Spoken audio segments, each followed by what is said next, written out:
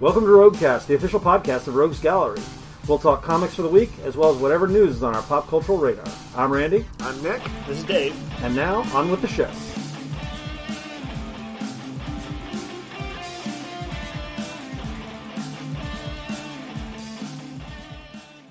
All right, hello, and welcome to the super fast bonus round Roguecast. Yeah. So what happened is, DC released a big book, Batman Hush 2, this week, and in doing so, seemingly broke distribution. We got our books today on a Tuesday, which has not happened. I don't think ever. I don't think we've ever had Lunars on Tuesday. I feel like there's been one other time, but you know. But anyway, we almost always have these kind of prepped in advance, and as it happens, everything's running behind, and we haven't had time to read everything. We've read a little bit. We did. Nick and I burned through some stuff. Yeah.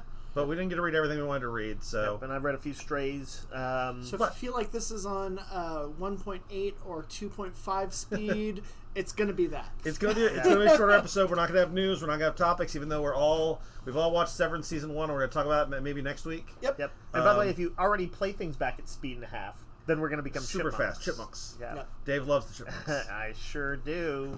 All right. This is one of the biggest weeks of comics, maybe... that we've seen in years. It's a huge week for comics. I mean, our stacks are gigantic. Our stacks are gigantic. So, lots of comics. Good week to come into the store, see what there is. Because last week was also a huge week. There's all kinds of stuff.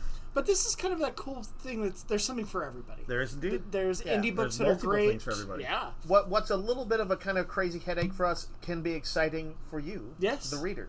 Come in and explore this vast explosion and tapestry of titles. Indeed.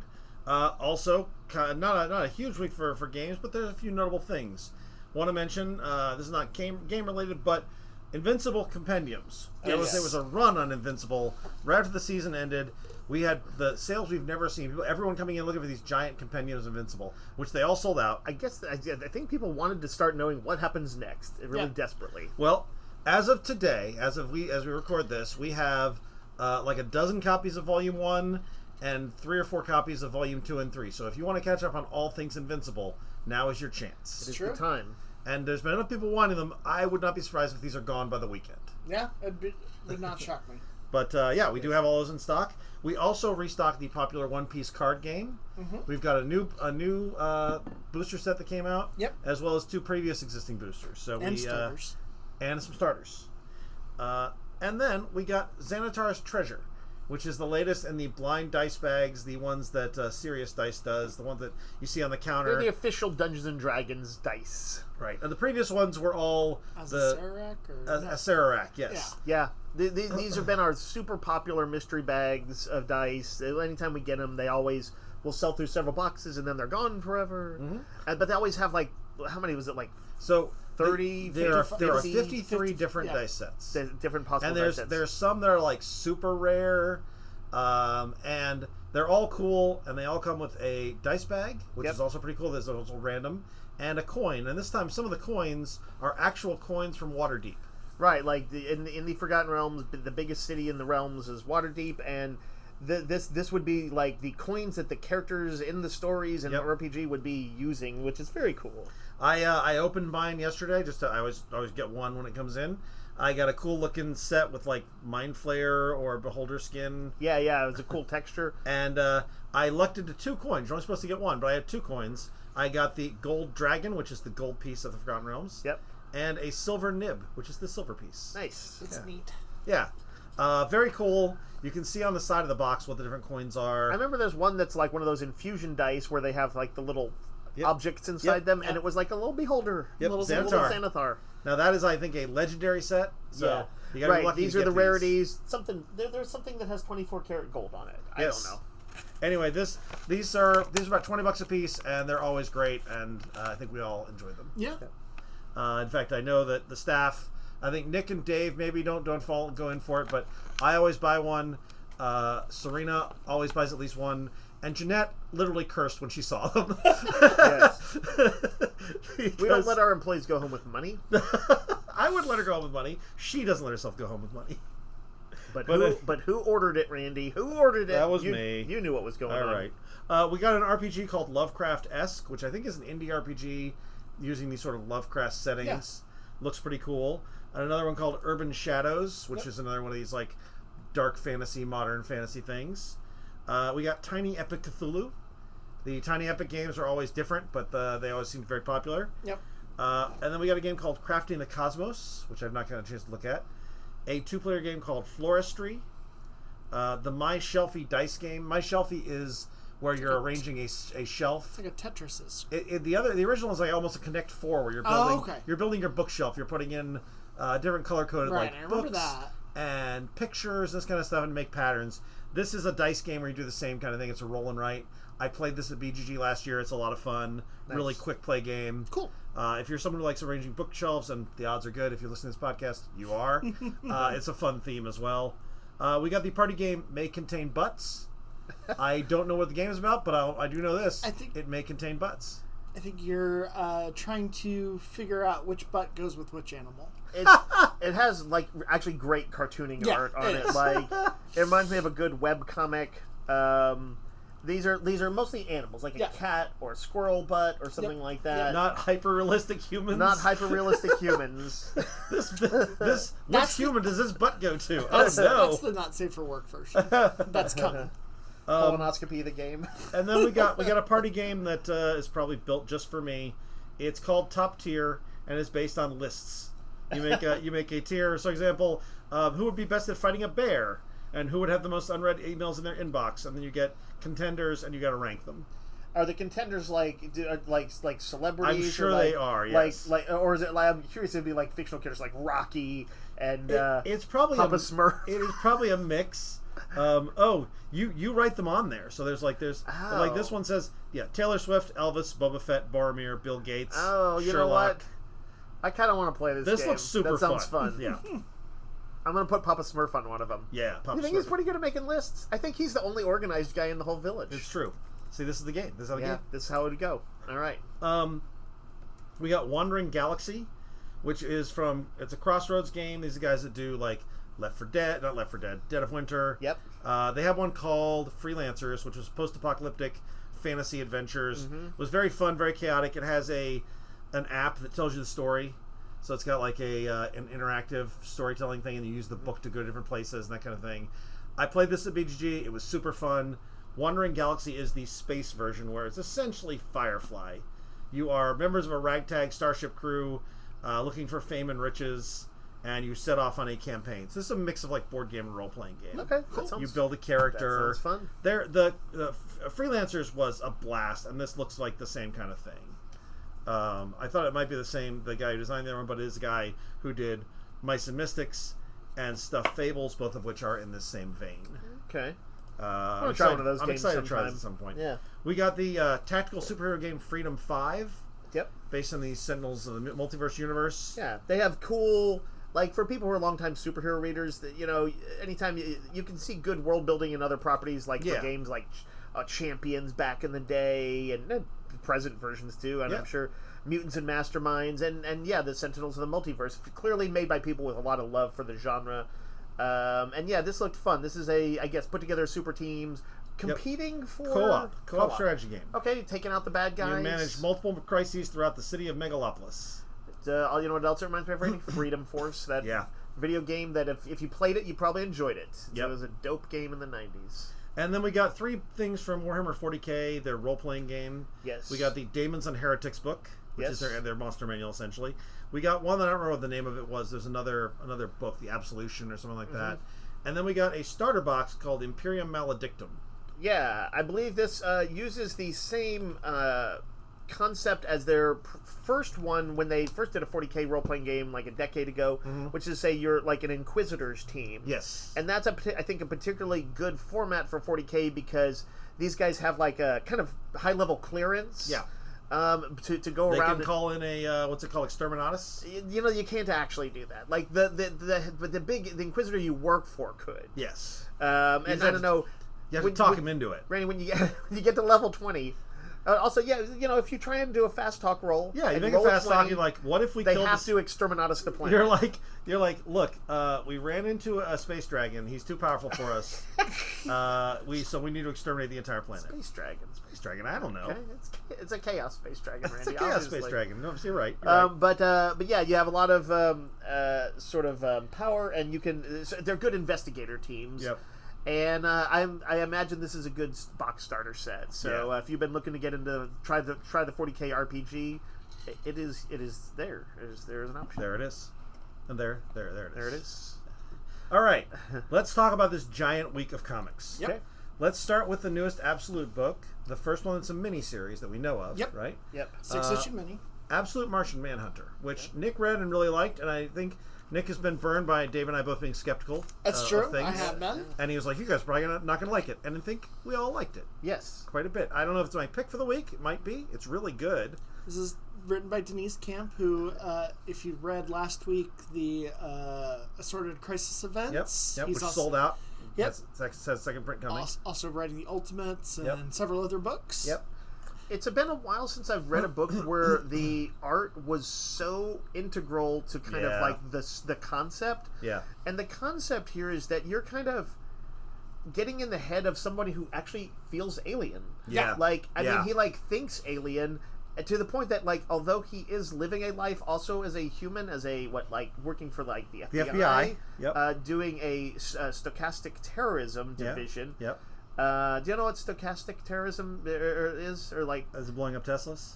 It is. It is more like when you. It's the what's that famous phrase? Will no one rid me of this meddlesome priest? Oh. It's that. It's when you say like, boy, this guy sure is a problem for me, and you let other crazies do their job for you. Oh, it's like what the president does. It's what the president does, yes. So we can only hope that Martian Manhunter will finally get to the bottom of this. A lot of Martians are saying he needs to get to the bottom of this. But anyway, he's got like a wife and kid. Yeah, it seems like he has integrated with the world, but she's like, you're distant. There's something off about you. And we get inside his headspace, and it's an alien place. Yeah. And the visuals of the story are alien to go with it. Yeah, they so have like, these splashes of like prism. Everything goes through like a color prism of weirdness. Yeah. This is Javier Rodriguez, who we love. Yeah, he's This is really like History of the Marvel Universe. It's his book. Like, it's his book. But Randy, you I think rightly said, or maybe you and Nick had talked about this while I was away, that it felt like a kind of like a Vertigo book. For sure. That's what it felt like to me. I agree. Kind of like, the old Grant Morrison Doom Patrol days. Like, when you're like, how is DC putting out something this weird? Yeah. But, like, it's not like it's not approachable. It's like, no, there is a story, yeah. and there's like, it's not like, I don't know what happened. I actually found it easier to interpret than sort of Crisis Events, which I liked, but was a little lost. A little scattered, yeah. This I'm like, no, I see, I kind of think it was doing, there's questions raised. Yep. It's funny because Lemire wrote Flash, but this felt like a Jeff Lemire book in some ways, too. Yeah, that's true. Or a Grant Morrison book. It builds, even in the first issue, to an interesting kind of payoff of the sort of wild, the way his senses interpret the world are truly bizarre, but it actually builds to this really cool scene at the end of the story where things sort of come together. This is, as much as I've been enjoying the Absolute books, this is the one that I will probably buy. If it keeps up at this level, I will buy this one in hardcover when it comes out. Well, they've all had good art, but like, again, I've rarely read a comic where the art is as integral to the story as it is here. Yeah, this was really, really good. So, yeah. Batman, and I kind of like that it's a miniseries too. Yeah, it's so weird. It might be a lot as an ongoing, yeah. But as a miniseries, heck yeah. Batman Hush 2, taking place in Batman 158 to either 164 or 180, whatever. Now kind of the same format. There are rumors it's going to extend to 12. As the original Hush, in the sense that it takes place in the normal comic pages, not as like a miniseries. Yep. So it is Jeff Loeb, Jim Lee, Scott Williams on inks. It is the original creative team coming back. I think the letterer is different, so I don't know, same letters, same colors. I was about to say this letterer looks like trash. So anyway, Batman faces off with the Joker. The Joker seems to get into some trouble, and turns out, and this might be a bit of a spoiler, Hush is involved. That's true. Anyway, there's some like weird mystery stuff going on, Yeah. which is the kind of thing Jeff Loeb likes to do. There's Loeb a couple. likes to use the whole bat. There's a character we haven't seen in a little while who shows up. Like, he definitely does. There's a new character that shows up. He definitely likes to play with all the toys. Yep. So if you liked Hush, Hush 2. Exactly. Still hushing. Still hushing. There's a DC Black Label that is listed as story consultant James Gunn, but is written by Rex Ogle and Tim Seeley, and it is a double feature. Peacemaker Presents The Vigilante and Eagly. So this is very much the TV versions of these characters. It's just a further story of them, and it is as over the top and hilarious as the show, I think. Nice. Yeah, it makes sense to bring in Gunn to as like kind of like to oversee that project. Yeah. I thought it was fun, and it has really nice art. I forget who this. Oh, it's Mitch Gerard's. Oh, is Mr. Gerard's the old Mr. Miracle? And Matteo Lolli does the second. He also did like Mr. Miracle or something. I think these are guys that both work with Tom King recently. I'm sure. I also remember that the other Peacemaker miniseries that they did recently had some really good art. From, was that one of those UK artists or something? Oh yeah, it was real detailed. And it was Cal Stark's writing. Not Chris Weston, but it was somebody kind of like that. Yeah. Anyway, this is a 5-issue miniseries, and I like the first issue quite a bit. We've got the first of Marvel's one-shots with Godzilla versus Fantastic Four, which is kind of a fun throwback story, at least conceptually. The idea, like, they don't ever explicitly set a year in it, but it feels clearly like within like the first year or two of the FF. It literally faces them off with Godzilla, but there are some. I'm going to say some very kaiju monster twists and turns in it. There's a twist involving a big Fantastic Four villain that I thought was pretty clever. And don't be shocked if possibly there's a bit of a team up that happens somewhere in there too. It's written by Ryan North, who's writing One More Lunar Doom and Fantastic Four. But he's kind of emulating like the Stan and Jack style. For sure. And it has art by John Romita Jr. Yep. I'll be curious to see what the other one-shots look like, because to me, this should be a mini-series where they just like keep telling different, like it keeps accelerating. Right. But I think they're all going to be standalone one-shots. I believe that is the case, unless the next one acknowledges that this happened, which would be kind of an interesting way to do it. And it was like, well, now we're doing a story set in the 70s, and like, 10 years ago, Godzilla first appeared. If they did that, that'd be cool. Yeah, be fun. But to the best of our knowledge, that's not the plan. We'll see. I will say, what I do wish, I wish that this was, and I know everybody knows like it, I wish it was in the Monarch universe. Oh, yeah. Because I want Monarch Monarch and S.H.I.E.L.D. and all that kind of stuff. But that's what I want. You love the guys in like a floating ship. I do love the guys in a floating ship. And I love the Hollow Earth. I wish it had Batra. I don't see how the story can possibly go on without him. Anyway, it's I'm curious to see what more they do, and I thought this was a decent, fun issue if you like Godzilla. I hope that in the Spider-Man one, that Godzilla's tail just whacks him. He goes like 100 miles and dies. It's like over in about 2 pages. So you wish for the death of Spider-Man? Yes. You want Tom King to write it? Yeah. He's an animal-hating Tom King. Be prepared to be shocked. I liked the Deadpool book this week. This is Deadpool versus Wolverine Slash Em Up. It is Christos Gage writing, which had a lot to do with it. I really like Christos Gage. And it's basically Deadpool and Wolverine are in Madripoor hunting a piece of gadgetry for different bosses, and they fight over it. That's it. And then they team up, and then they fight some more. It's a one-shot, right? It's a one-shot. It's got the same sense of humor and the same over-the-top violence as the movie, I think. Yeah.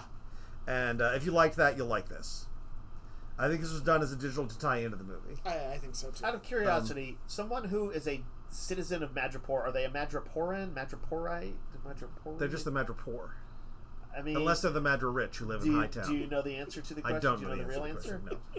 This is not like a new nation, Randy. It's been around since the 80s. Look, if you're trying to call me out for not being sensitive to the needs of the Madripoorians, you've done it. I'm going to guess Madripoorians, but I'm going to... Congratulations, sir. I'm going to look at the Wikipedia while you proceed. You have exposed my ignorance about the Madripoorians. Never talk to me about that island nation again. And because you can never not have enough Deadpool books, there is another Deadpool book. This one I didn't like. There we are. Finally, Randy's back. Pooluminati. It is a multiverse full of Deadpools. The movie. I heard that they had to like recruit our dumb 616 Wade Wilson, they do, yes. And wackiness ensues. Yeah, if you were to tell me, Randy, I found a way to make comic books hell for you, every version of Deadpool would be the way to do it. Sure. But if you are a person who likes Deadpool and wants more Deadpool, Pooluminati. There you go.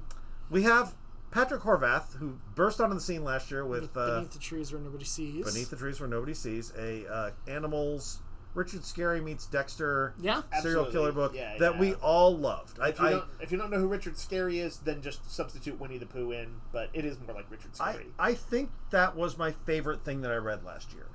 It's pretty close. It's super good.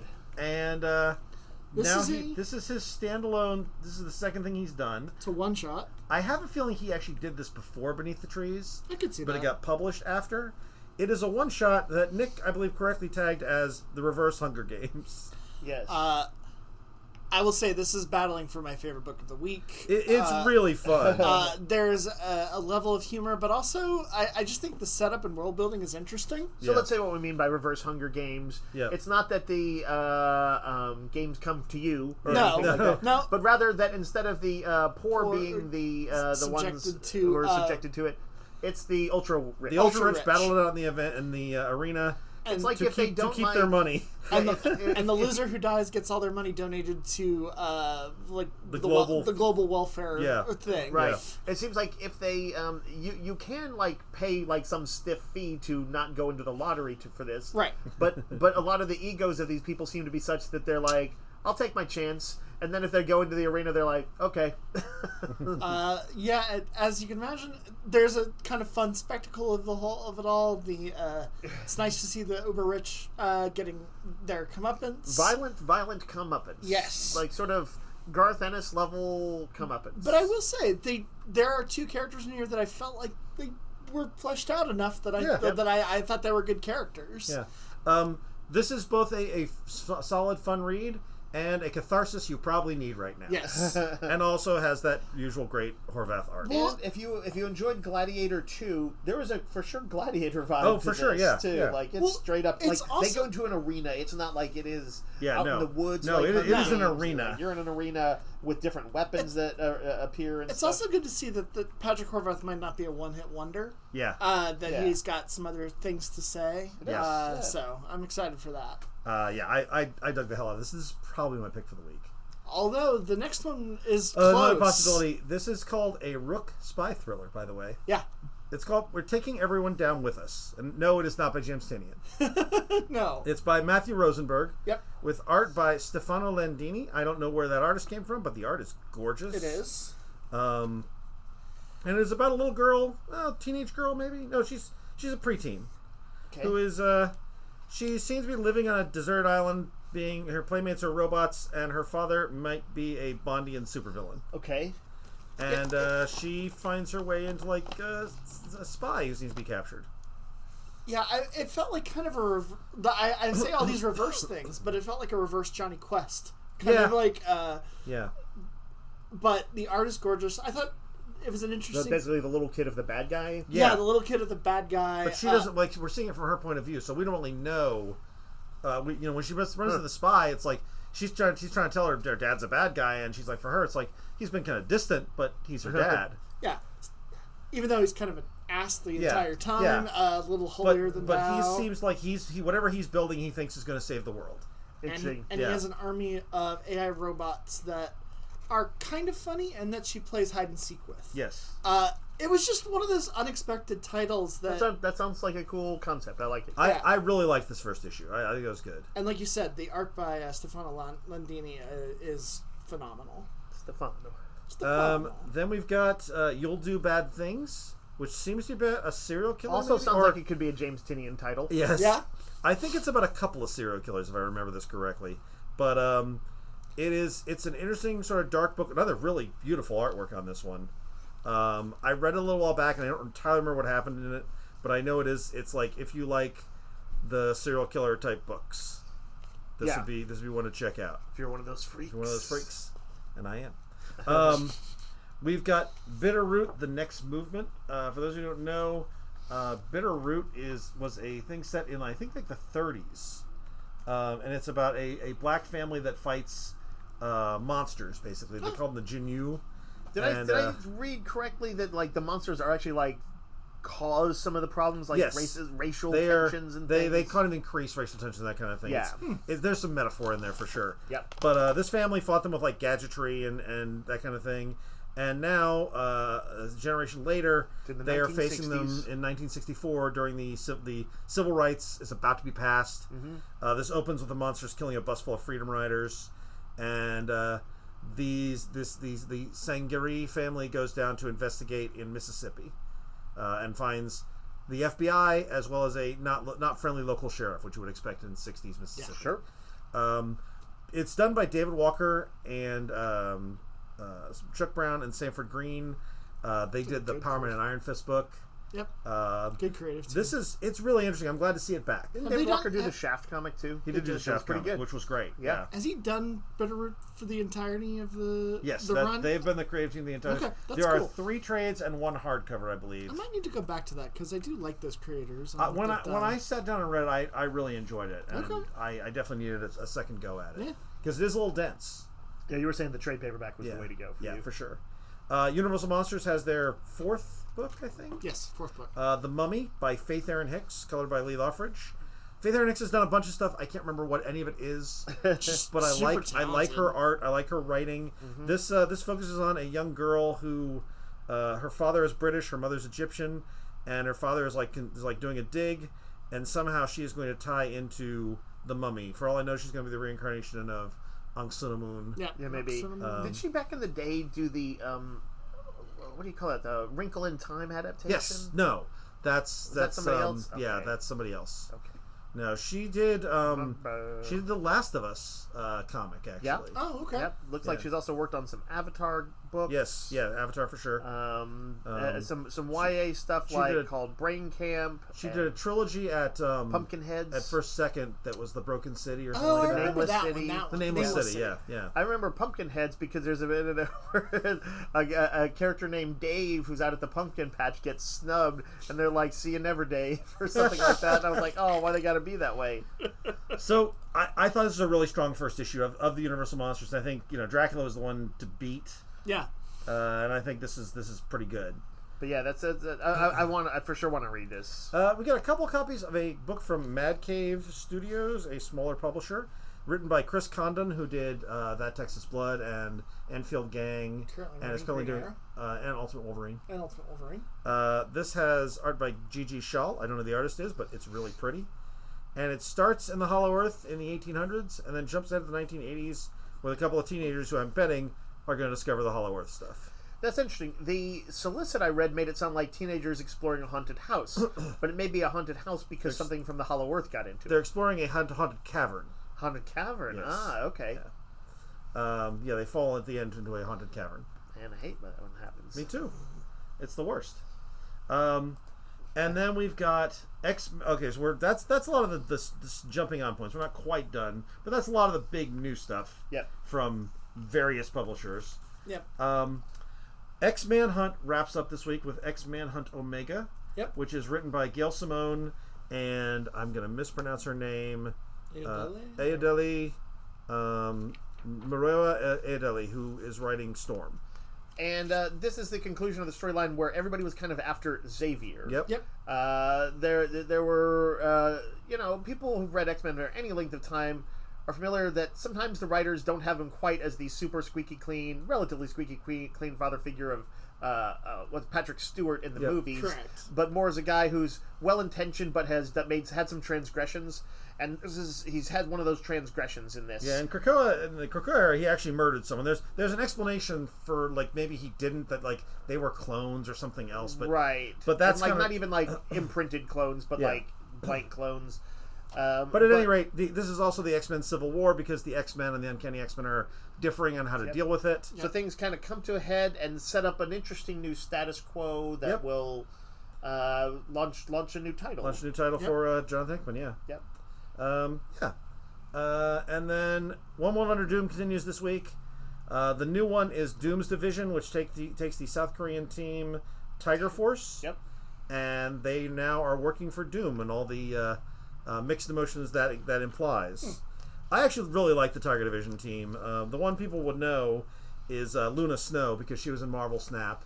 I know she's in Marvel Rivals too. Yeah. And she's like a YouTube streamer. Huh. She's like a K-pop star and all this stuff, as well as being a superhero. And it's a fun team. And this is a lot of them dealing with, they're like going to be made to like enforce Doom's will or whatever, right? And and I think they're not super into it. The interesting thing is, I guess Sunfire is leading the resistance in the sort of Plantation area, so they're going to be placed up against him. Yeah, I thought that was a cool idea. Yeah, I really like this issue. And the writer is someone I don't know. I'm blanking on the name now because they don't put it anywhere until the end credits now. There we go. Yoon-Ha Lee, who I think is a novel writer, maybe. Okay. The art is by Min-Kyu Young and is really nice. I thought this was a fun team book. I liked it quite a bit. Fantastic Four number 30 is a tie-in. This deals with what happens at the tail end of One World Order Doom last week, which if you see the cover, you'll know what it is. And I think this was a really good sort of human story. North has done a lot of sort of weird science-y stuff. Yeah. But this gets to the heart of one of the characters and what happens when he doesn't feel like himself anymore. He goes to a very surprising person for help. It explores sort of family stuff, and I really thought this was an excellent issue. I think what North is doing with Fantastic Four is top notch here. Doom Academy number 2, which is Strange Academy being turned into Doom's Academy. Thunderbolts Doomstrike, which is the Thunderbolts of kind of a weird. There's some stuff going on in the Marvel Universe I didn't know about because Winter Soldier is now called the Revolution. Sure. And Sharon Carter has taken on the mantle of the Destroyer, the World War II era Destroyer, because she's got like some kind of sword cane thing. She's operating out of what used to be Austin, Texas, but is now called Free City. So there's all kinds of crazy stuff that has happened. I also see there's a new Citizen V. There's a new Citizen V. There is John Walker gets drained into it, and they also bring back a character from Hellhunters. Basically, this is them trying to operate against Doom's various things as an insurgent group. It's pretty dark and espionage-y, and I'm kind of digging it, to be honest. Okay. Red Hulk number 2 continues the prison break thing. Yep. Really good. Also has Machine Man and Deathlock, and I'm enjoying this quite a bit. And then besides the other One World Doom, we had 2 Absolute books this week, right? Because we also get Absolute Wonder Woman. That's a big week. We also have 2 Ultimate books, Ultimate Spider-Man and Ultimate Wolverine. Yep. Absolute Wonder Woman is worth noting, by the way. We all really like this book. It's got a new artist who I thought was a pretty solid fill-in. Yeah, I not think on the same level. I just think they're just doing a couple of issues. But this is kind of she faces off with one of the gods and tells a story of interfacing with one of the Titans, and I really like this version of Wonder Woman, and I really like what they're telling the story. Just based on what I had read in the previous ones and the way, like, say, Cersei was handled and Hades and all that stuff in those, makes me want to see kind of anything else that Kelly Thompson is doing with Greek mythology. Yeah, for sure. We get the penultimate issue of Your Friendly Neighborhood Spider-Man, which has been good, a nice companion to the animated show, which is great. Yep, enjoyed that. I wish it was all available. Unfortunately, only number 1 is available right at the moment. But number 4, we're coming up on a trade before too long. They reprinted Marvel Fanfare number 15, and it's a facsimile. Yeah, and I couldn't figure out why, and then I realized, it's April Fool's Day. Oh, and this is about a sort of prank war between Human Torch and the Thing. You say that, Dave, but it's mostly Torch pranking the Thing right, over and over like and over. Right, it's like Ben trying to survive the Torch's pranksterism. Yes, yeah. There's also but the big thing is also that is written and drawn by Barry Windsor Smith, one of the iconic artists. Ever since he became the first Conan artist ever in like the 60s. Yep. And then like a lot of people in the 80s knew him as like as a quintessential Wolverine artist because he did Weapon X. Yep. And did a lot of great stuff with like Lady Deathstrike and some fairly gory X-Men issues, like wildly gory, really, for what you could do in the 80s. Very sad, Ben. Yeah. Feral number 11. This is a new story arc. They did a promotion to sort of get some more copies into our store, and if you're curious about this book, that is basically cats in a zombie apocalypse, and the zombie apocalypse is actually rabies. Right. This is like it regular rabies, or is it some kind of heightened rabies? It's a heightened rabies. It's sort of, but like I think it's rabies for the like it's how it would be if you were animals having to deal they're with portraying it like a zombie they've been found by these as like by rabies, like zombies. Yeah. But there's a start of a new storyline, so you could give it a test sample here. see what's going on. And then TMNT Naruto number 3, which came out a lot faster than 2 did. You say Naruto or is it Naruto? It's Naruto. I don't know. I don't know. I heard people saying that for a while, but then it seems like I've heard more people lately saying Naruto. Anyway, and those are like fans. It came out this week. Yeah. And then people seem to like this. Yeah, they do. And then a new issue of Justice League Unlimited.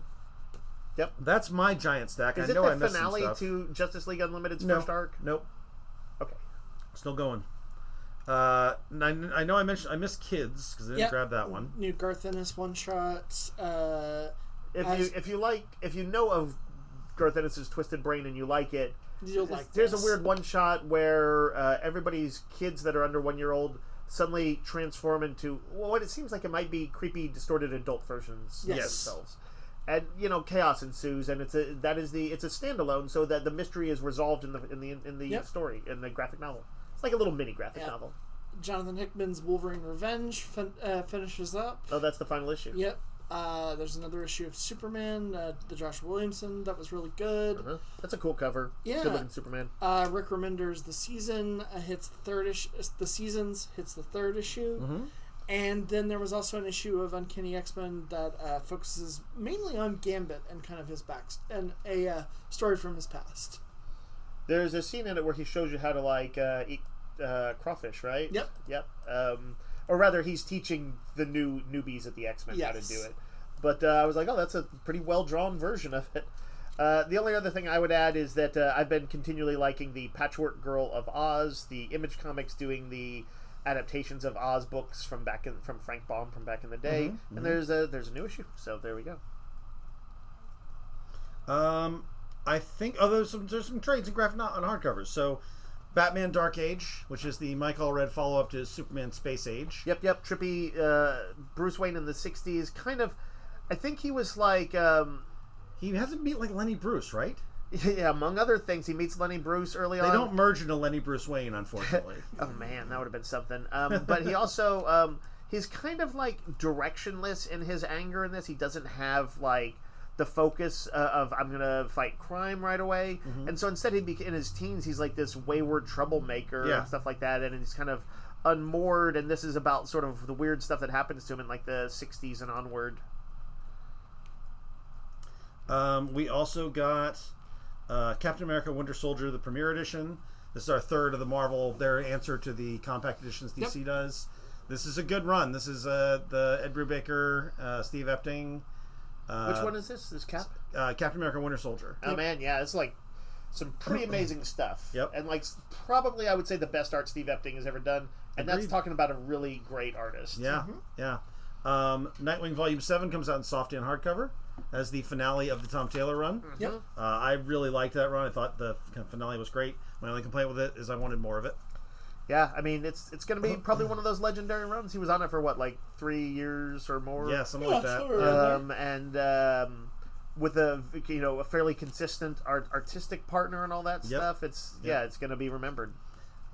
Universal Monsters Frankenstein hardcover, which I don't remember who did Frankenstein. It's Michael Walsh who did the Silver Coin and some of the other stuff. Oh yeah. And then X-Force Volume 1, which is the latest in the releases of the X-Men stuff. Yep. I think that's everything. I was going to randomly mention, for fans of Tim Sale, that early work of his with the Gambit thing. Did you mention that? Yeah. He and Jeff Loeb, who, best known for, like, Long Halloween, and I guess that was their main thing. Oh, but they did all the Daredevil Yellow, Spider-Man Blue, and all that stuff at Marvel. Before they kind of any of that was codified, he did an X-Men project that was like a solo adventure with Gambit and Wolverine. Oh, yes, yeah, Gambit and Wolverine, that I think has Arcade as the villain and a few creepy twists and turns that you would expect from the guy who would go on to write Long Halloween. It is not, I think, either Loeb or Sale at their peak, but it was fun. I remember enjoying it when I read it in its original format back in the day. And definitely, if you like Tim Sale, you should check it out. Gambit, for that matter. We should also mention the giant-sized version of Batman. Oh, right. Hush. Yeah, I forgot. Batman Hush, if you want, you can get it at basically the art size that Jim Lee draws at. Yeah. The giant single issue. It is like even bigger than than the Treasury editions that we're used to seeing. It's in that ballpark, but it's a little bigger. But it's very cool looking. All right, and because of our short schedule, that is going to be it for us this week. Yep. Yeah, we'll do more of the stuff we normally do, talk trailers and what we're watching and all that stuff next week. Yep. And until next time, Yo, Joe. Roguecast is a weekly podcast broadcast from Rogues Gallery Comics and Games in Round Rock, Texas. You can find us online on Facebook and at www.roguesgallerytx.com and email us comments or questions at roguesgallerytx@gmail.com. Thanks for listening.